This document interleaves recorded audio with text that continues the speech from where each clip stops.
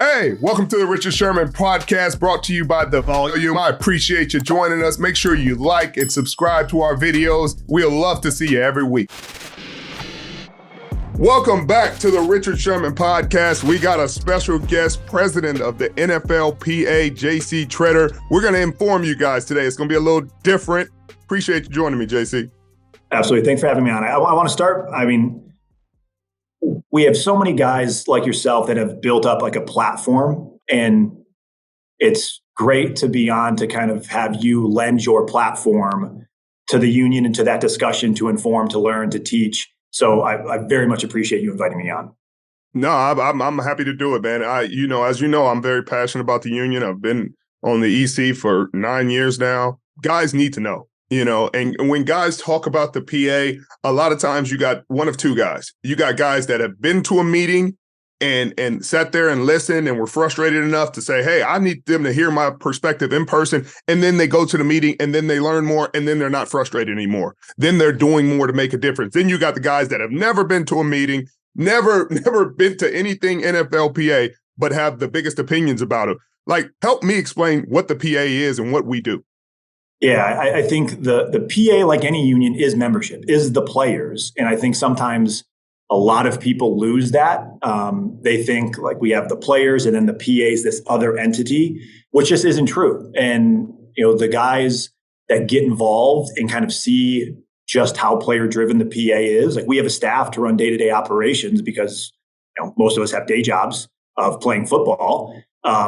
We need people in there running the day-to-day, but any decision made is voted on and passed by the players themselves to agree to it. And like you said, there are some guys that get frustrated with the PA and they have a ton of wants and requests. And I think the easiest way of explaining it is players look at the PA like their agent, which isn't exactly an accurate representation, but I'll use that representation or that comparison to kind of make a point. If you are Richard Sherman, and you're coming up for a contract negotiation, and you are future Hall of Famer, All-Pro, Pro Bowler, best corner in the league, and you go to your agent and you say, I want to be the highest paid corner in NFL history. I want the highest APY, most guaranteed, everything.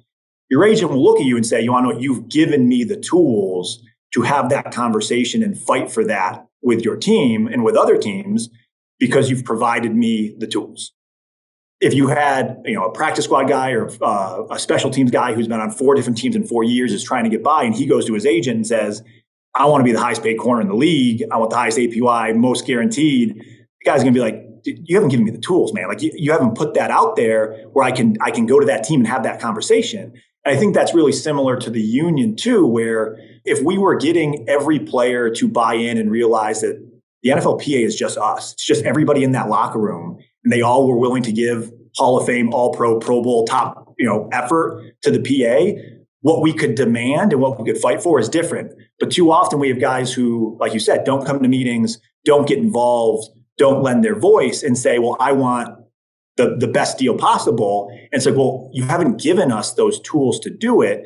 And, that's not blaming guys, but that I think guys need to hear that because the strength of any union is the willingness for membership to stand up together, united on issues.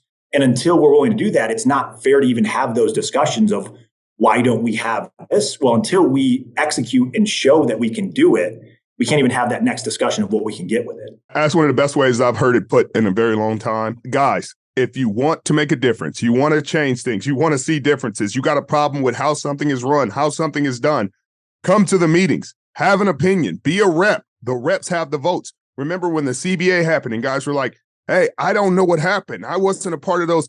The information was sent. The meetings were had. Your rep voted. Whether it was yes or no, your rep voted. There was a rep that abstained, didn't vote at all. And if you feel a way about that, then be the guy that votes.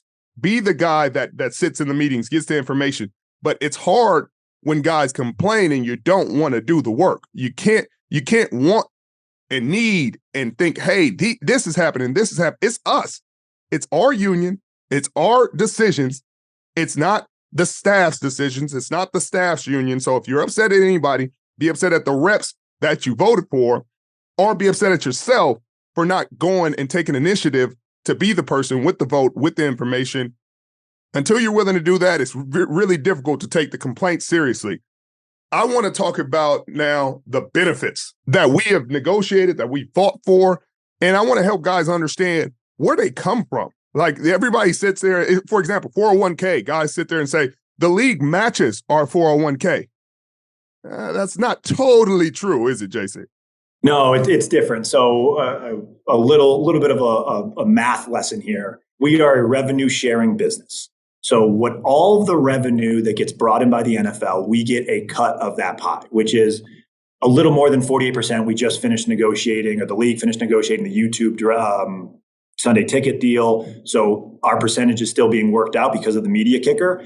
So we get 48.234% of all revenue. And that's one thing that I somewhat laugh at whenever the league signs a big new TV deal. You always get the people who are like, oh, NFLPA got hoodwinked. Like, why? They're not getting any of this. It's like, no, we want them to sign the biggest deals possible because we get our percentage of all of those deals. So if we were making math easy, we get 48% of all the revenue brought in by the league. If we say, I took some notes for easy, quick math. If the league brings in $18 billion in revenue, we get 48% of it, which is about $8.6 billion. We get for all player costs. Anything that players receive, that comes out of that 48%. About 80% goes to the salary cap, which is about $6.9 billion or about $216 million per club. And then 20% goes to benefits. All of those benefits we're talking about comes out of our player share.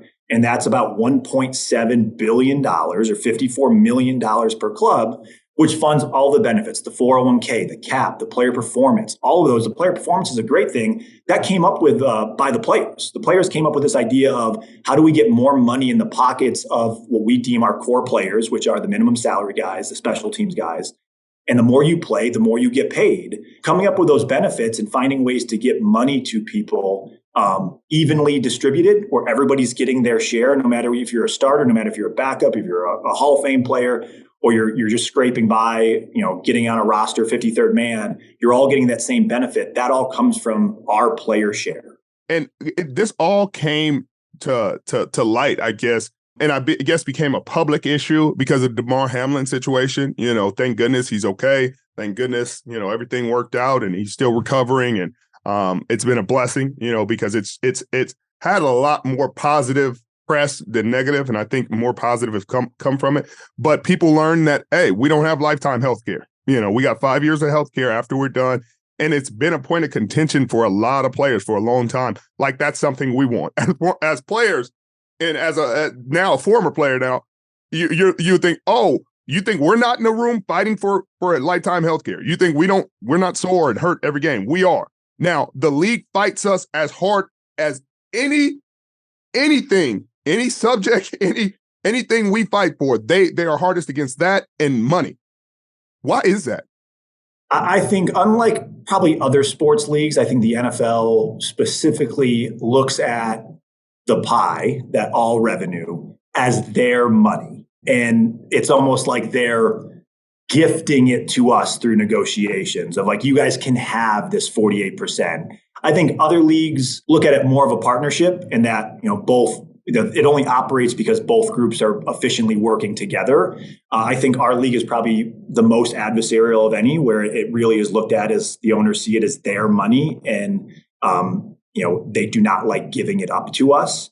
So I think that's really what it's looked at. I want to point out one more thing, because when we talk about all the benefits, there are some benefits I think players aren't always aware of, and I know fans aren't aware of, where I don't like speaking on one particular issue, but if you look at a guy who gets hurt and can never play again, a lot of people say, like, what happens? How do they get taken care of? We have like the injury protection benefit, which for a guy that can't ever play again, the next year, if he can't play, he gets 100% of his salary. That's a benefit.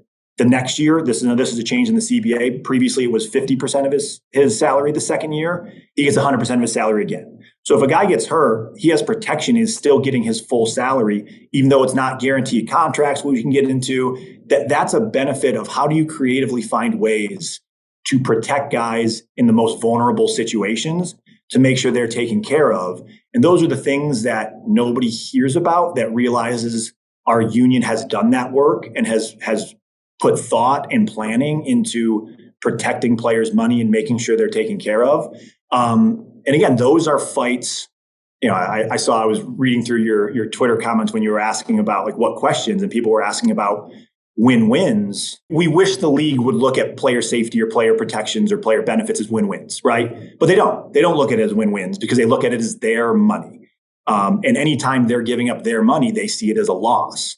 So all of those are always fights. It's never simple. Like, well, that should be easy. You should easily be able to protect players who have career-ending injuries on the field.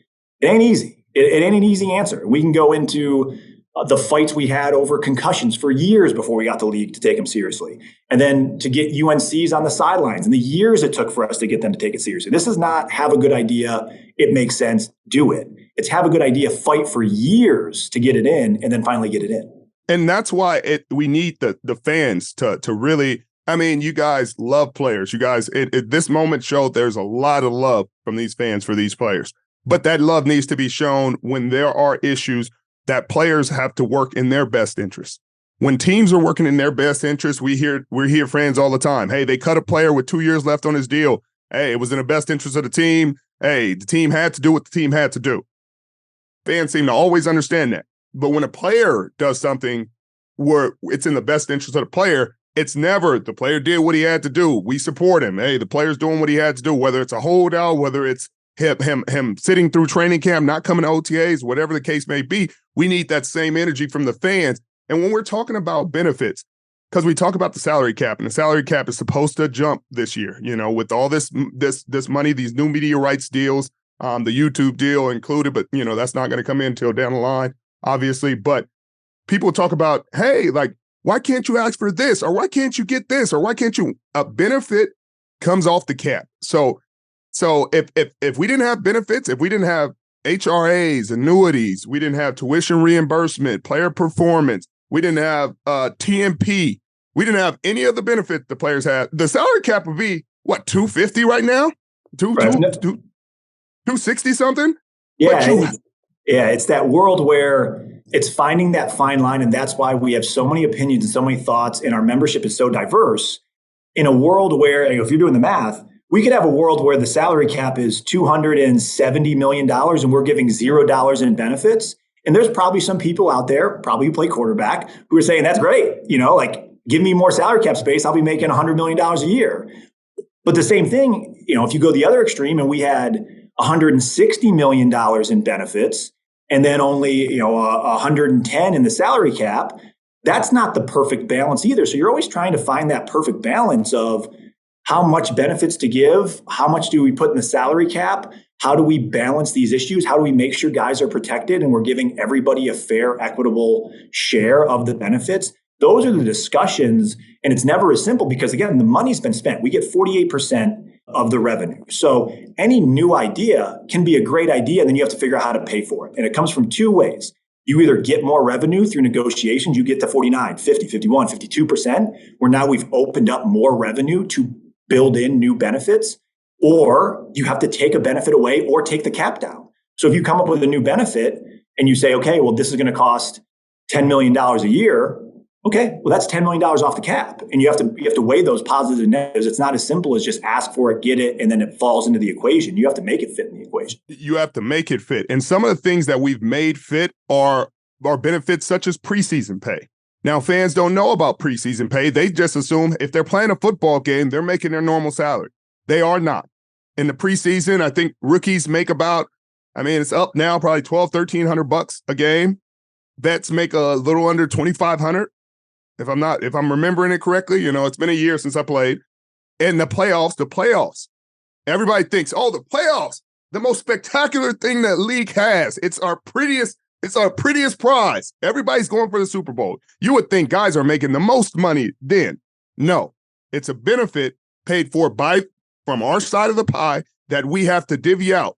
And the thought process when you divvy this out and you cut it up, you're thinking of the grand scheme. Like, hey, everybody doesn't make the playoffs. So you can't allocate a substantial amount to something everybody won't benefit from. But you still want guys to benefit from it. So you got guys, you got the quarterbacks, the big money guys take huge pay cuts in the playoffs. People don't understand this.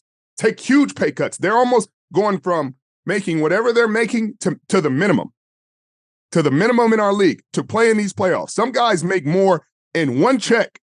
And sometimes it's a quarter of their check. Then they would make the entire playoffs, including a Super Bowl win. There are guys that would make that in one game. So when fans are really thinking about these things, you're like, hey, these guys are doing this or these guys are doing that. These guys are fighting to win.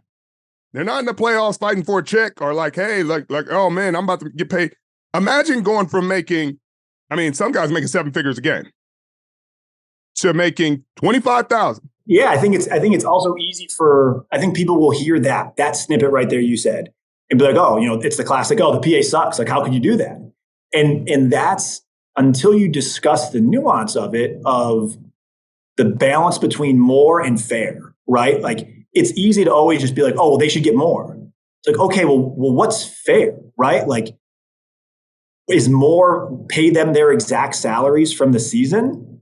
Okay, that's going to come out of benefits, which means either we have to shrink the salary cap down, which means everybody else, the teams that don't make the playoffs have less salary cap, they're making less money because of it, or shrink the benefit pool down. And now just, the quarterback that's already making $50 million in a year needs to make his extra $4 million per game in the playoffs.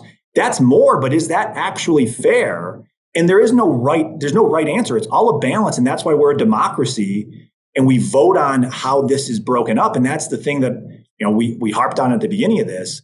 The PA is the players. So if you have a problem, you get one voice, you get one vote. And you come and use it. And if we had a world where all 2,000 players said, I want to go to rep meeting and I want to sit there and I want to learn and I want to voice my opinion, we'll fly everybody out to rep meeting. Like we have enough resources to do it. So there's no limit of, oh, I wish I could, I would, but they won't let me. You want to come, we'll bring you out there. And there's been so many conversations with guys who have gone into a rep meeting or we have a leadership summit with a bunch of young players in LA who have gone in kind of thinking like, man, I hear all these bad things about the PA. And then they sit there and have a conversation with you for 30 minutes and you dive into these things and they leave being like, I didn't know. I just didn't know. And now I get it. And I get it. And I want to be more involved. And it's hard to have 2,001 off conversations. So I think this will be really helpful, hopefully, to teach and show the more guys that get involved and put their voice and put their opinions out there, the more fair things will be because we're hearing from more people. We can only work with what we're given. So like you said, with the agent analogy, like you can only work with what you're given. We fight, we have certain leverage plays we can make, but they only work if all 2,000 guys are on the same page and moving in one direction. And as anybody knows, it's hard to get 10 people moving in the same direction with differing opinions and everybody's raised in different environments. And so to get 2,000 going the same direction when you can't get 2,000 to read the information and to value it the same is very difficult. But I want fans to know this information too. I don't want them to be secrets and the fans to not know what's going on. You want us to do better than when the PA and the players are making leverage plays to try to gain leverage and to try to get themselves in position to gain more money so that we can get these things like the split in the contract that Damar Hamlin had that they had to take out so that he got his full salary. That's one of the issues of the many issues that we have to negotiate with the league. And although in the public eye, they may say, hey, we're so player centric and we're for player safety and whatever it means to keep our players safe, behind closed doors, the conversations are much different. It's the bottom line business. They're going to get, if it affects their bottom line, lifetime healthcare would come out of a player cost in an enormous way if it was even possible. Now, we've gone to a lot of companies and just wanted to hear a quote about what it would take for lifetime healthcare. Tell them some of the conversations that have been had, JC.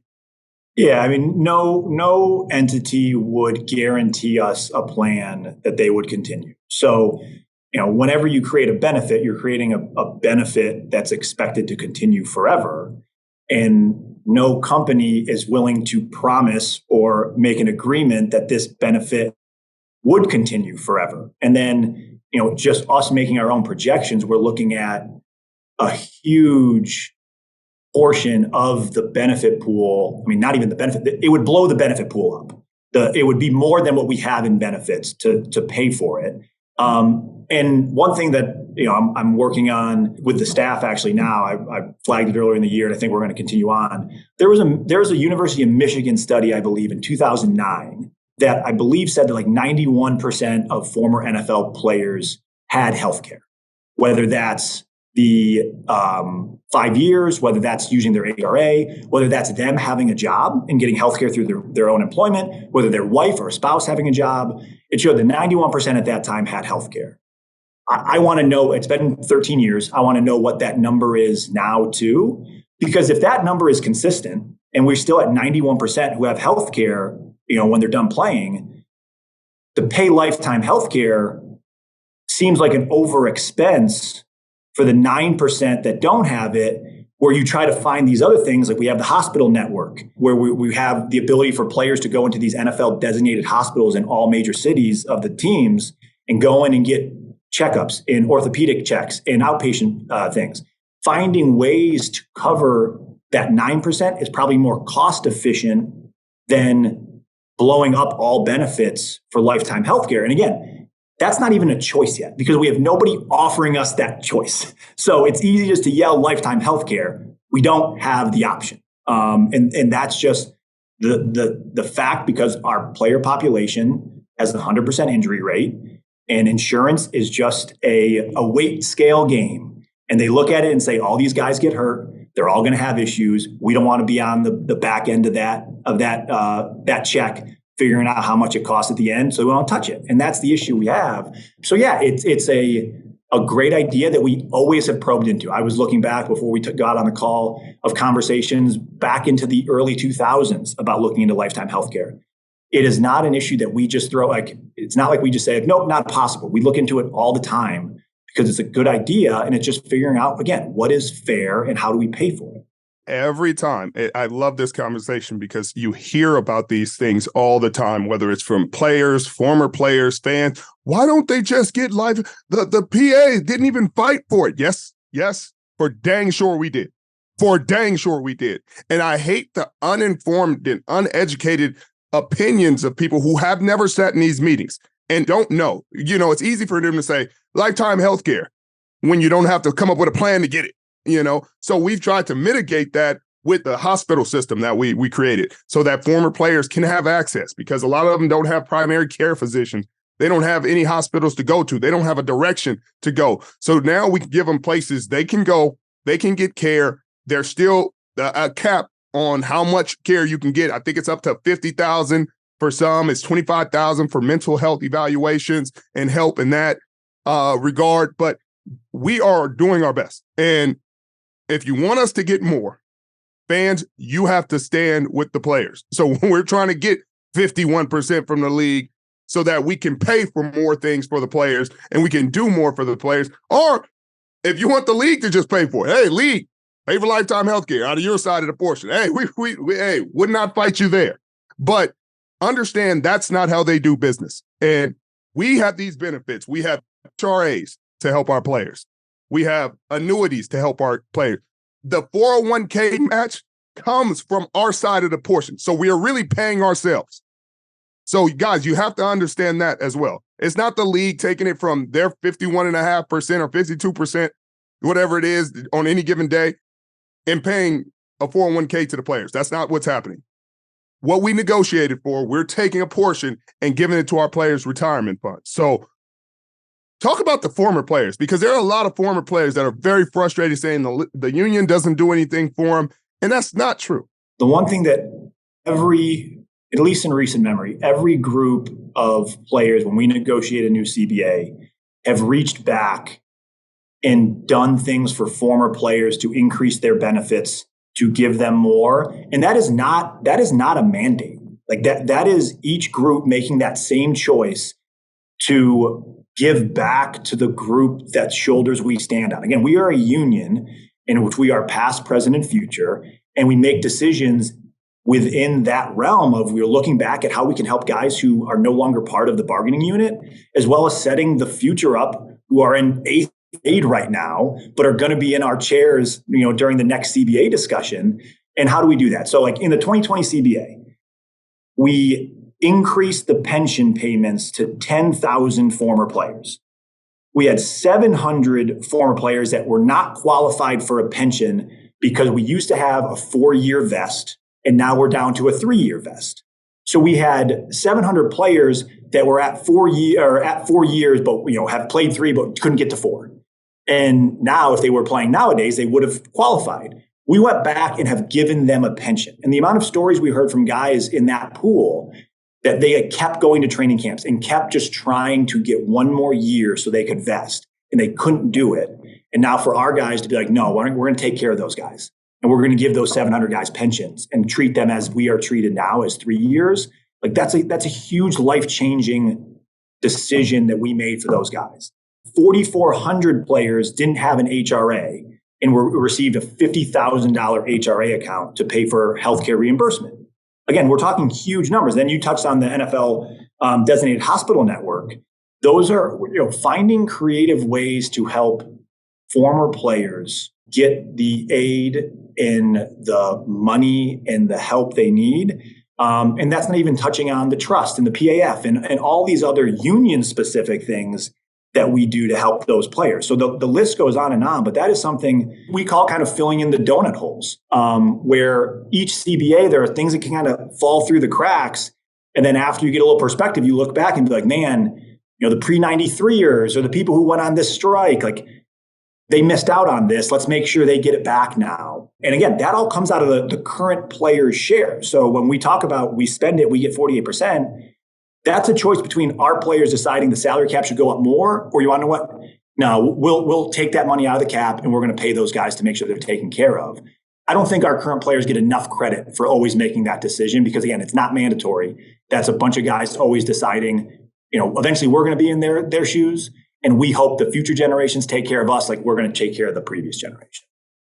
And that's huge. And that's because of the respect and the regard that our men have for the past generations and the shoulders we stand on, and the gains and the sacrifices that they made before us. And I think that's the reason it happens. And again, I think it's because of the uninformed, uneducated opinions.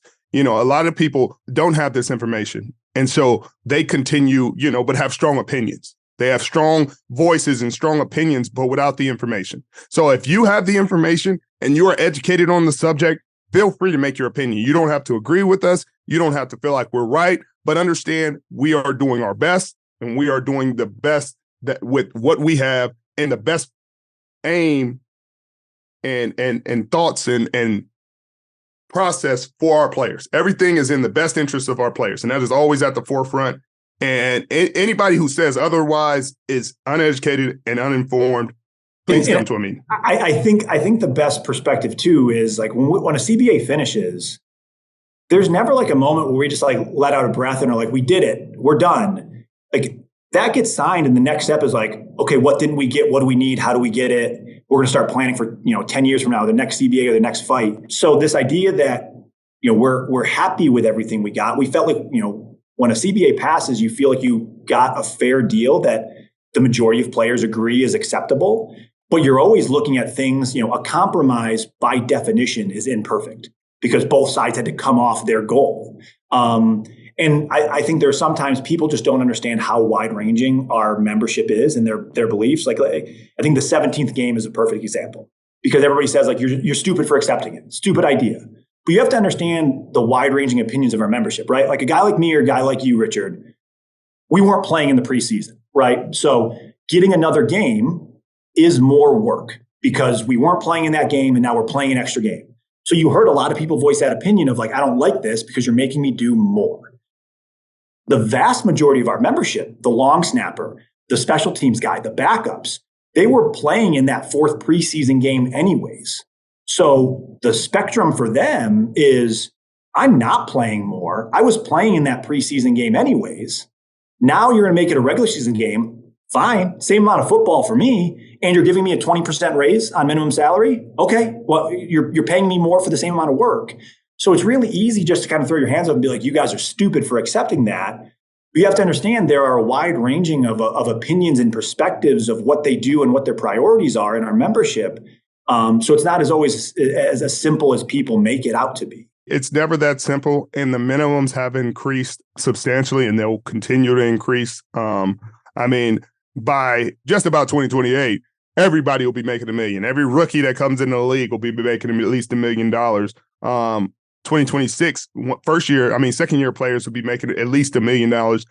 And that's who we're fighting for a lot of times, because the majority of our league is on minimum contracts. So over 60%. We look for it's 60 over 60% on minimum salary players, core players.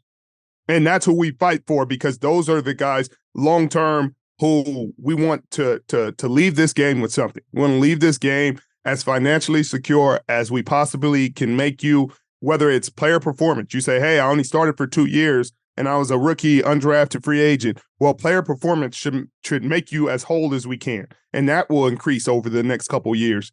And so we're always looking for ways to help our core guys in every way we can. We're always open to more ideas and more conversation, but you got to show up to the meetings to have those conversations and to be a part of them, and to have as strong of an opinion as some of these people do. You have to be there. You know, when you're not there and you're not inputting any information or putting any work in, it's tough to honor the conversations that you're having or the opinions you're having.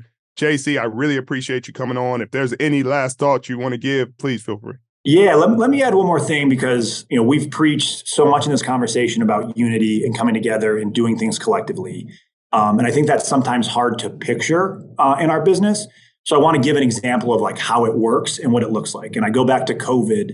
Obviously you were in those discussions, you were in those fights where we were fighting with the league over how the COVID year was going to go, both financially and health and safety. And with COVID, you're not just talking about the health and safety of what we normally do on the field. You're also talking about health and safety of dealing with, an unknown pandemic.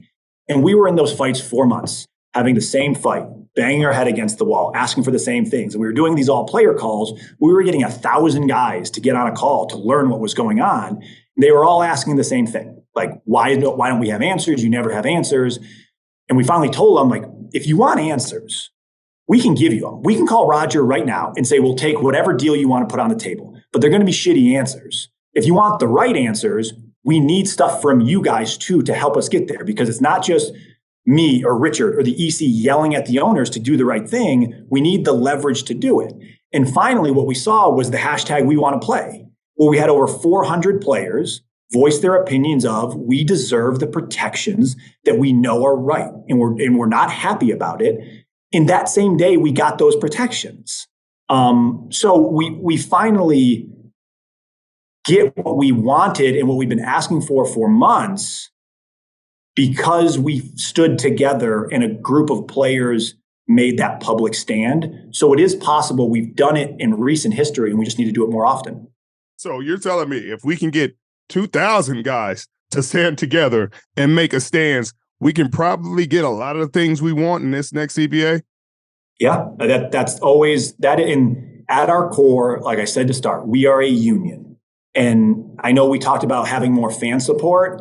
Even if we had no fan support, if you have 2,000 guys standing together, the workers themselves, and that's what we are. And I know sometimes it's easy to describe us as players and go down what I hate of hearing of it's a privilege to play and all this stuff. We are workers, and that's what we are, just like any other union. And when the teachers go on strike, or the nurses go on strike, or the Teamsters go on strike, they don't have fans supporting them, right? Like, it's not like they need that, but they stand together and say, we know what we deserve, and we know what respect looks like to us, and we're not going back to work until we get it. We can get guys to that mindset. It's a totally different discussion. It's totally different negotiations. It's a totally different conversation. And all these ideas that people throw out, the world opens up when we get into that spectrum. I appreciate you joining us. We'll have to do this again sometimes, because I'm sure this topic will come up again, but I really appreciate your educated and informed responses. Absolutely, Richard. Again, I appreciate you lending your platform to the discussion. I hope more current and former guys who have podcasts like yourself will open it up as well, because I think it's a valuable, interesting discussion that will be helpful to everybody. I agree. Appreciate you, brother. I'll see you soon. All right. Thanks, man.